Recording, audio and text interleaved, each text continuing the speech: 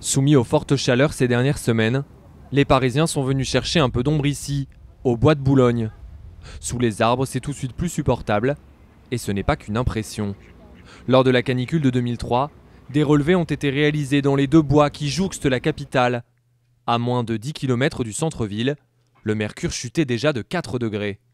Une dégringolade encore plus spectaculaire quand on s'éloigne dans les campagnes. Lors de l'épisode caniculaire de début juillet, il y a eu jusqu'à 7 degrés d'écart entre Paris et l'extérieur de la région parisienne en début de soirée, vers 22h minuit. Dans Paris, le bitume, les matériaux de construction emmagasinent beaucoup de chaleur. Aujourd'hui, les projets urbanistiques prennent mieux en compte ces difficultés. Dans le nouveau quartier de Clichy-Batignolles, dans l'ouest parisien, tous les bâtiments construits sont bioclimatiques, mieux isolés pour ne pas laisser passer la chaleur. Les experts plaident aussi pour le développement de grands espaces verts. La végétation aide beaucoup au rafraîchissement des villes.